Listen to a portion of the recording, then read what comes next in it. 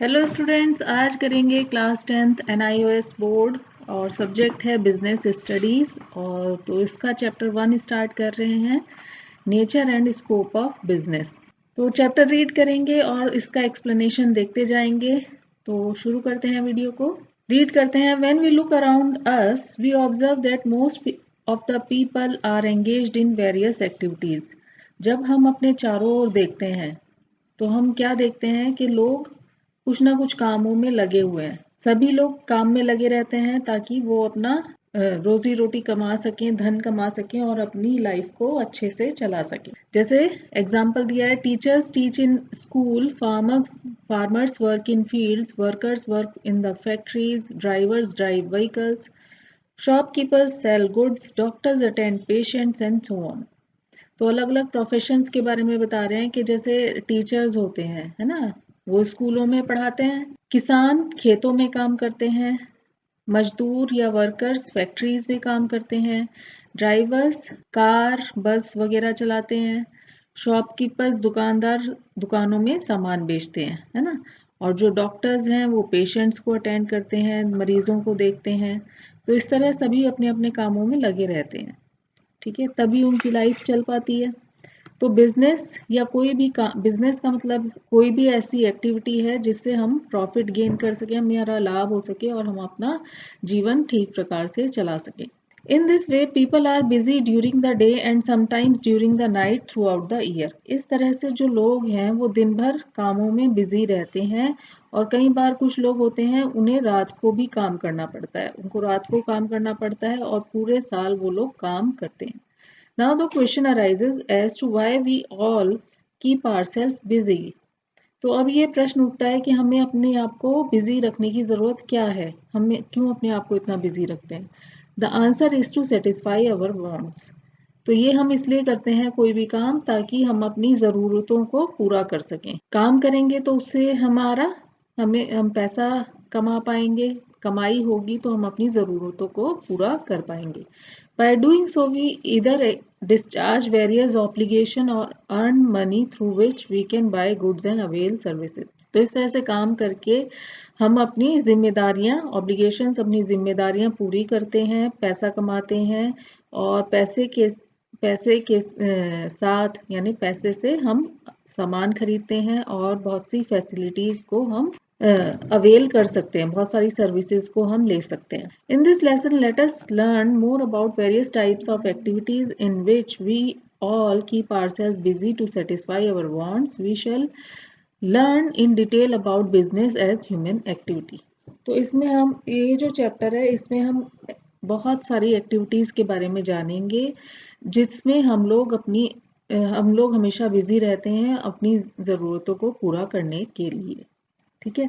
तो कौन कौन सी एक्टिविटीज़ हो सकती हैं उनके बारे में हम जानेंगे कि कौन कौन सी ऐसी एक्टिविटीज़ हैं जो हमारी ज़रूरतों को पूरा करती हैं। और उसके बाद हम बिजनेस के बारे में जानेंगे। बिजनेस भी एक तरह की ह्यूमन एक्टिविटी है, उसके बारे में हम डिटेल में जानेंगे। तो इसका ऑब्जेक्टिव क्या है इस चैप्टर का कि ह्यूमन एक्टिविटी को समझेंगे कि लोग जो काम करते हैं, तरह तरह के काम, वो किस तरह के काम करते हैं।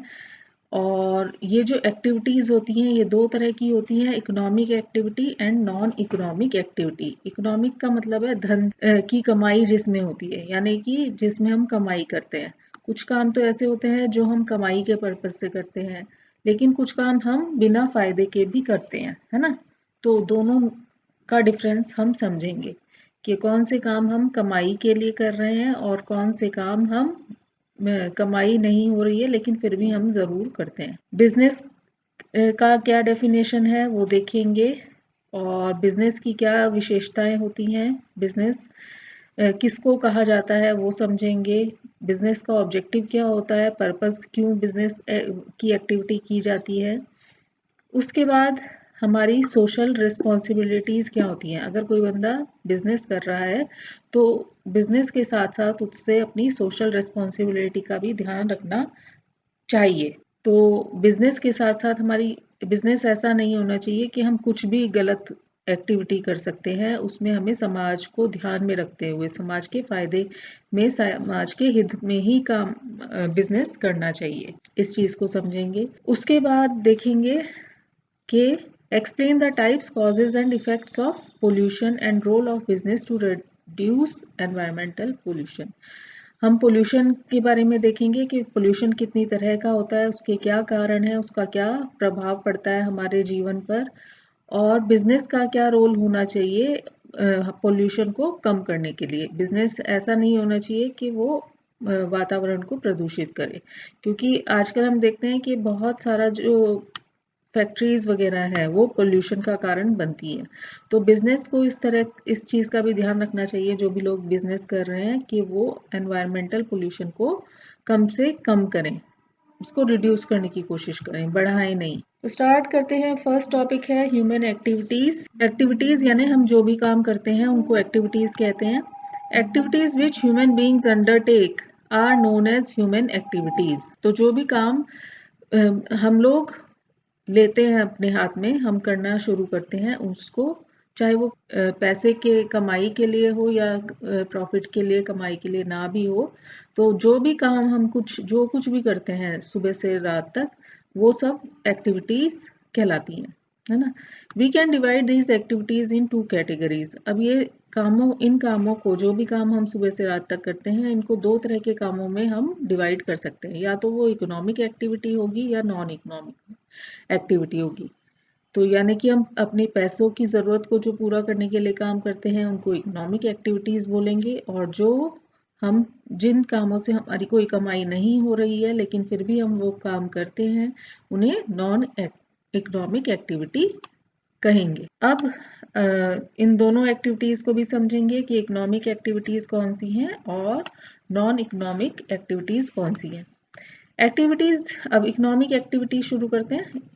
Activities which are performed with the objective to earn money are known as economic activities. For example, farmers grow crops to sell them.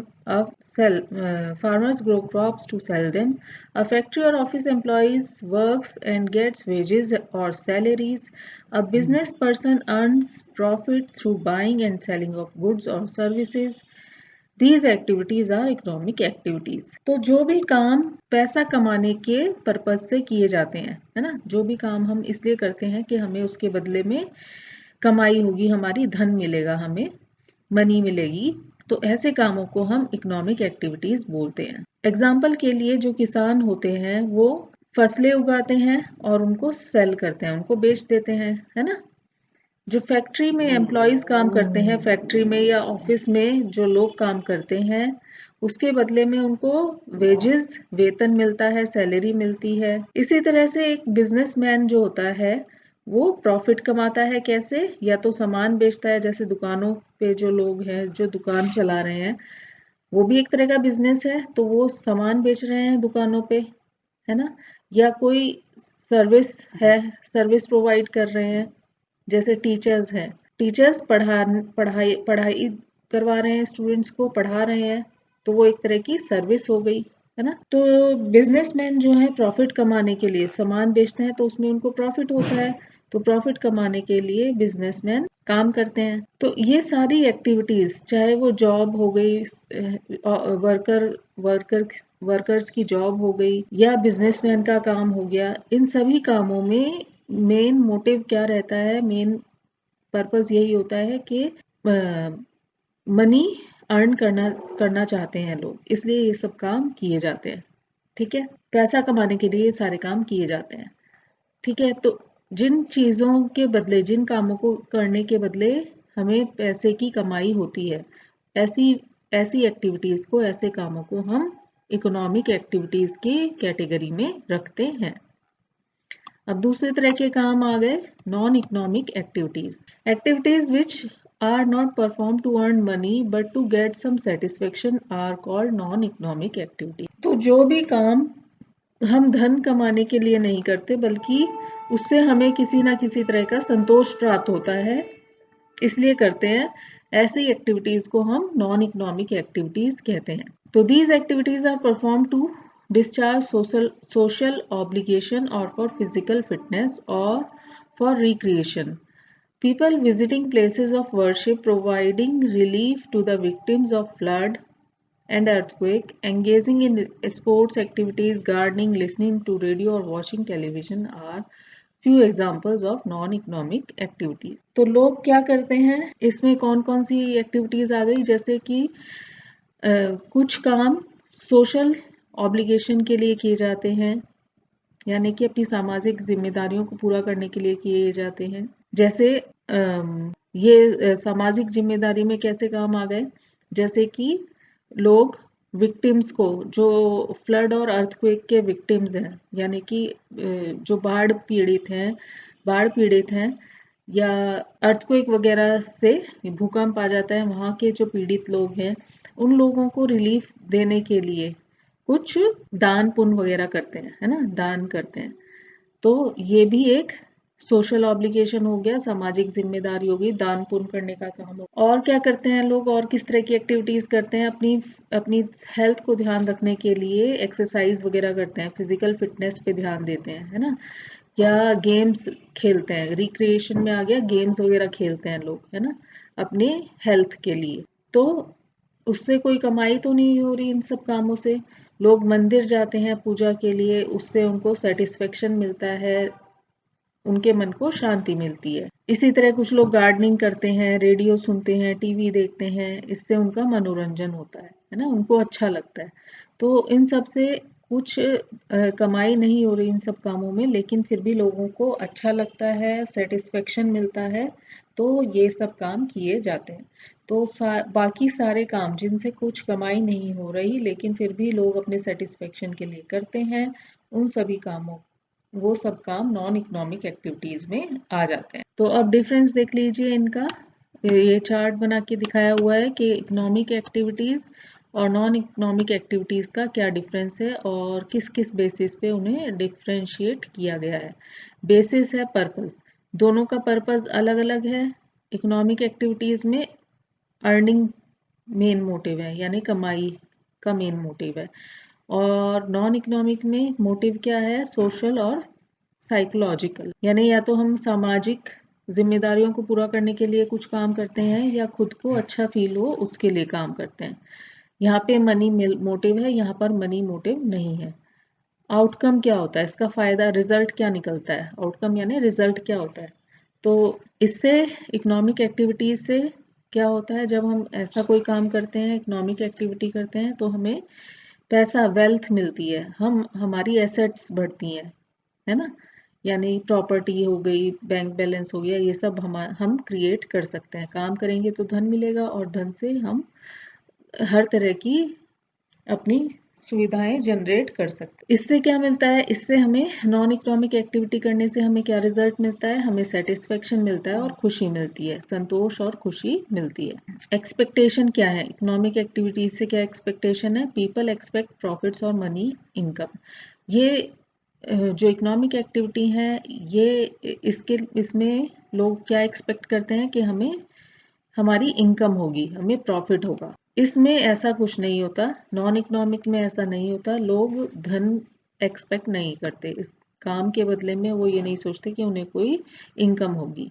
लेकिन इकोनॉमिक एक्टिविटी में लोग ये एक्सपेक्ट करते हैं, ये आशा करते हैं कि उन्हें धन प्राप्त होगा। Consideration, they are guide, economic activity में क्या आ गया, they are guided by rational consideration as they involve the use of scarce economic resources such as land, labour, capital etcetera. Economic activities में हमें किन चीज़ों का ध्यान रखना पड़ता है, कि कितना धन खर्च हो रहा है, कितना पैसा लग रहा है, कितनी लेबर है, कितना लैंड यूज, कितने मतलब रिसोर्सेज यूज हो रहे हैं, है ना, तो इन सब का ध्यान रखा जाता है। नॉन इकोनॉमिक एक्टिविटीज में ऐसा कुछ नहीं है। इसके पीछे मेन रीजन क्या होता है, इमोशनल होता है या सेंटिमेंटल रीजन होता है, यानी हमारी इमोशंस जुड़ी होती हैं किसी चीज से, जैसे हम मंदिर जाते हैं, है ना, तो हम अपने भावनात्मक संतुष्टि के लिए मंदिर जाते हैं या दान पुण्य करते हैं। तो इसमें ये सब चीजों का ध्यान नहीं रखा जाता। रिसोर्सेज का ध्यान इसमें नहीं रखा जाता। तो इसके बाद ये क्वेश्चंस हैं, ये देखेंगे, क्वेश्चन आंसर वाले वीडियो में इसको कंप्लीट करेंगे। आप लोग ट्राई कर सकते हैं, चाहें तो बेस्ड ऑन दी टेक्स्ट आप इन क्वेश्चंस को कंप्लीट कर सकते हैं, और चैप्टर के एंड में भी इन सब के आंसर्स आपको मिल जाएंगे, तो वहाँ से भी आप इनको देख सकते हैं, इनके आंसर्स। अदरवाइज एक और वीडियो चैप्टर खत्म होने के बाद एक और वीडियो आएगा जिसमें क्वेश्चन आंसर्स को कवर किया जाएगा। Next topic is types of economic activities. We know that economic activities are undertaken to earn money. Generally, people engage themselves in such activities on a regular basis and are said to be engaged in their occupation. Occupations may be classified into three broad categories. कह रहे हैं कि जो economic activities हमने जैसे ऊपर भी पढ़ा, वो हम क्यों करते हैं? पैसा कमाने के लिए करते हैं। तो लोग ऐसे कामों में हमेशा लगे रहते हैं, एंगेज रहते हैं, और इस तरह की इकोनॉमिक एक्टिविटीज़ को उनका ऑक्यूपेशन, उनका रोज़गार कहा जाता है। ठीक है, तो लोगों का जो रोज़गार है, ऑक्यूपेशन है, वो 3 भागों में उसको डिवाइड किया जा सकता है। यानी लोग 3 तरह के इकोनॉमिक एक्टिविटीज़ करते हैं, है ना? 3 तरह के काम करते हैं। धन कमाने के लिए, पैसा कमाने के लिए लोग 3 तरह के काम करते हैं। 3 तरह के मेन काम है। पहला कैटेगरी हो गई business. Business refers to an occupation in which goods and services are produced and sold in return of money. It is carried out on a regular basis with prime objective of making profit. Mining, manufacturing, trading, transporting, storing, banking, insurance are examples of business activities. तो कह रहे हैं कि जो business है, business type का जो रोजगार है, ऑक्यूपेशन है, काम है, उसमें लोग क्या करते हैं? उसमें लोग या तो सामान बेचते हैं, है ना?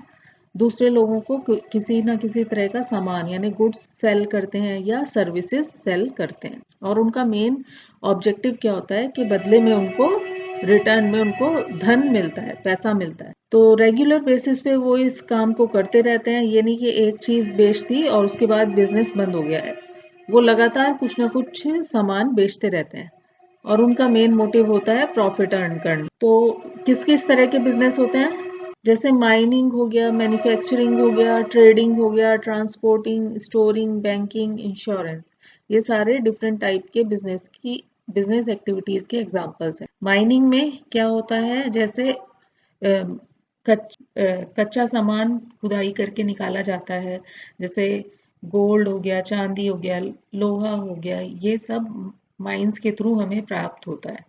कहीं पर लोहे की खदानें होती हैं, कहीं कोयले की खदानें होती हैं, तो अलग अलग चीज़ें खुदाई करके निकाली जाती हैं, उसको साफ करके प्योरीफाई करके यूज़ में लिया जाता है, दूसरे लोगों को सेल किया जाता है। मैन्युफैक्चरिंग में डिफरेंट टाइप के सामान बनाए जाते हैं, फैक्ट्रीज में बनती हैं। आपके घर में जो भी चीज़ें इस्तेमाल होती हैं, कहीं ना कहीं फैक्ट्री से वो बन के आती हैं। तो मैन्युफैक्चरिंग हो गई। ट्रेडिंग हो गई। ट्रेडिंग मतलब खरीदना बेचना, सामानों का खरीदना बेचना। ट्रांसपोर्टिंग यानी सामान को इधर से उधर पहुंचाना। स्टोरिंग सामान को स्टोर करके रखना, वेयर हाउसेज वगैरह पे स्टोर करके रखना। सामान देखो एकदम से शॉप्स पे नहीं आता, पहले उसको स्टोर किया जाता है कहीं पर, और रिक्वायरमेंट के हिसाब से धीरे धीरे सामान शॉप्स पे जाता रहता है। ठीक है, तो स्टोरिंग भी, कुछ लोग स्टोरिंग का काम करते हैं ताकि स्टोर्स बनाते हैं, अपने वेयर हाउस वगैरह बनाते हैं, और उससे उनको इनकम होती है। बैंकिंग, कुछ लोग बैंकिंग बिजनेस में होते हैं, तो ये एक तरह की सर्विस टाइप का बिजनेस हो गया। इंश्योरेंस भी एक तरह की सर्विस हो गई। तो ये सारी ही एक्टिविटीज प्रॉफिट मेकिंग के लिए की जाती। नेक्स्ट टाइप की इकोनॉमिक एक्टिविटी है प्रोफेशन।